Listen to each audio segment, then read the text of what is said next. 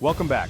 Today we're discussing Dmitry Medvedev's recent warning that any move by Ukraine to extend the war into Belarus could lead Minsk to request Russian nuclear weapons support.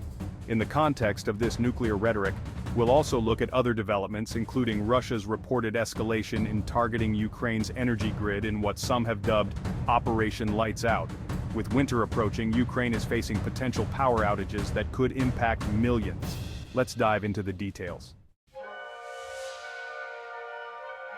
Dmitry Medvedev, Russia's former president and a key figure in Putin's administration, has recently cautioned that a decision by Ukraine to extend military action into Belarus could encourage Minsk to formally request Russia's tactical nuclear weapons stationed there. Medvedev suggested that Russia would be unlikely to deny such a request, further raising concerns about the potential for nuclear escalation. This warning follows a suggestion by Ukrainian MP Oleg Dunda, who argued for shifting the front line closer to Belarus as a way to pressure Moscow. Medvedev's response was swift, arguing that such a move could effectively force Minsk into a nuclear retaliation scenario with the weapons already stationed on Belarusian soil. Meanwhile, reports indicate that Russia has launched a renewed campaign against Ukraine's energy infrastructure, in what's being termed Operation Lights Out. The aim? To push Ukraine's energy network to the brink just before winter sets in. According to the Washington Post, Ukraine's energy system has already lost a substantial portion of its capacity. This winter could be particularly harsh, with millions facing the possibility of living without consistent heating or power. By strategically targeting distribution facilities, substations, and main power lines, Russia is reportedly working to split Ukraine's grid into islands that are more vulnerable and less capable of sharing energy resources.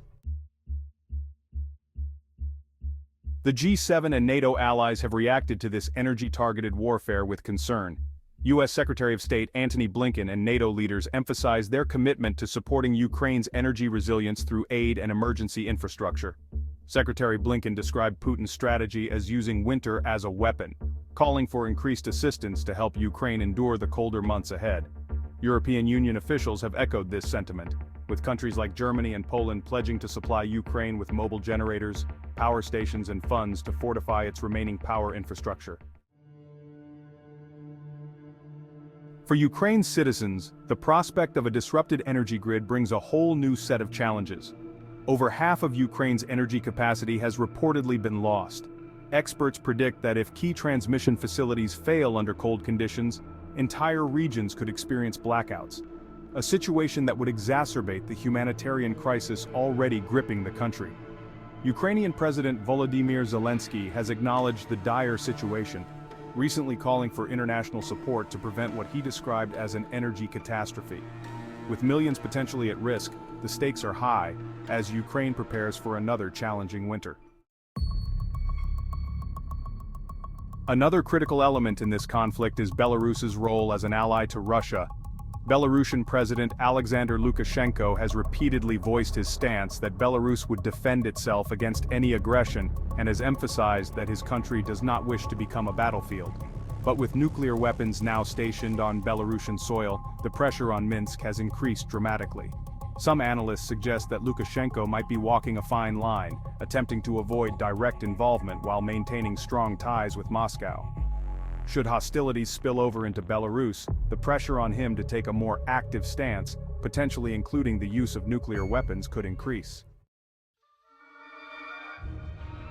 Globally, there is a growing chorus calling for de-escalation.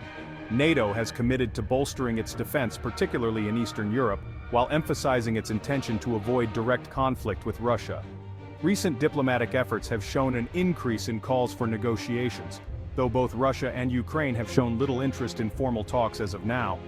However, with Medvedev's recent nuclear warning and ongoing attacks on Ukrainian infrastructure, the situation remains fragile. Many experts worry that this combination of nuclear threats and energy warfare could lead to unintentional escalation. As winter approaches, the stakes for Ukraine couldn't be higher.